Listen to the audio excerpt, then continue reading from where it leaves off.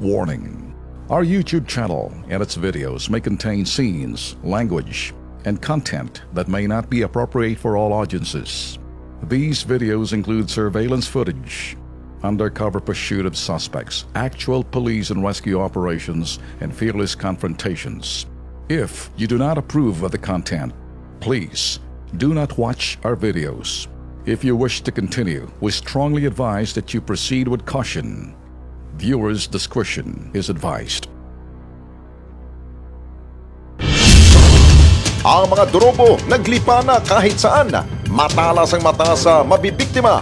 Ang dami nito sa mga iligal na lugar tulad ng parking at terminal. Ang lansa ng amoy tulad ng babuyan. Umalingasaw ang amoy ng mga kawatan. Maglinis man kung ang tubig ay galing sa kanal. Perang ibinayad sa nakonsumong maduming tubig. Sayang lang. Alamin sa Kilos Pronto.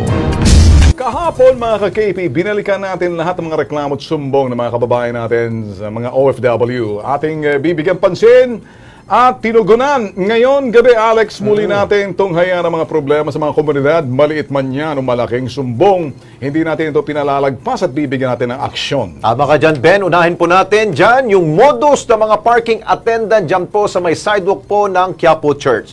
Yung mga dorobong kolektor ng parking, nagpakilala pa ho daw sila daw ho'y sugo ng Manila City Hall. Natatandaan ko yan.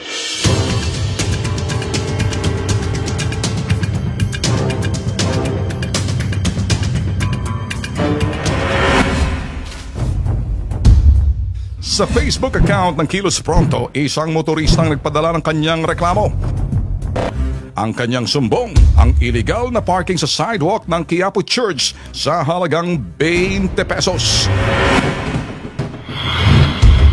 Mabilis na sinilip ng Kilos Pronto team ang reklamo. Sa poll sa Kilos Pronto concealed camera, ang mga aktibong pasimunot nagsisilbing parking attendant kuno ng Manila City Hall. Kapirasong papel ang nagsisilbing resibo sa bawat motoristang pumaparada. Kanya-kanya silang diskarte. Ilang minuto pang lumipas, sunod-sunod na mga motoristang pumaparada. At ang kanilang patakaran, pay before parking.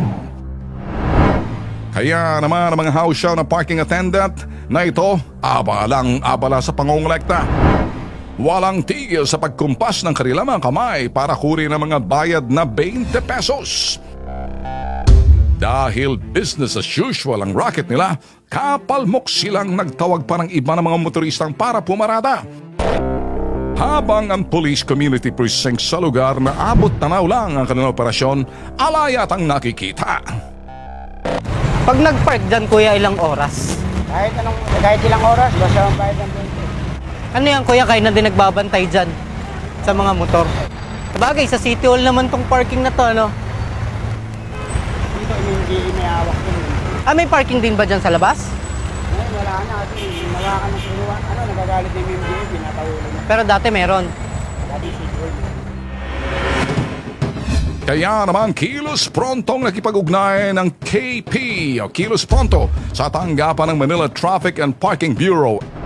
Paliwanag ni Narciso Diokno, hepe ng Operation Division ng MTPB, hindi legal na gawing parking lot ang sidewalk sa Quiapo, Maynila. Hindi legal yan. Yung buong kahabaan ng Quezon Boulevard, no parking tayo dyan, northbound tsaka southbound. Ang ticket na ibinibigay ng mga kolokoy na parking attendant hindi rin legal at hindi ito galing sa kanilang tanggapan. Dagdag pa niya, ang maangas na lalaking naispatan ng Kilos Pronto nananingil hindi mga tauhan ng MTPB. Medyo tigil-tigilan na lang ganyang maling gawain. Tsaka yung ginagawa nila illegal. At dahil dyan, nakausap po natin sa segment na yan ang mismong hepe ho ng Manila Traffic and Parking Bureau o yung MTPB ho ng Manila Government. Ayon sa kanya, may mga protector down na chairman yung mga uhuging yan. Kaya kayo dyan sa Manila, kapag bawal, bilang mga public servants, ay huwag ninyo pong konsintihin pa at tuloy na po ninyong aksyonan yung mga problema na yan.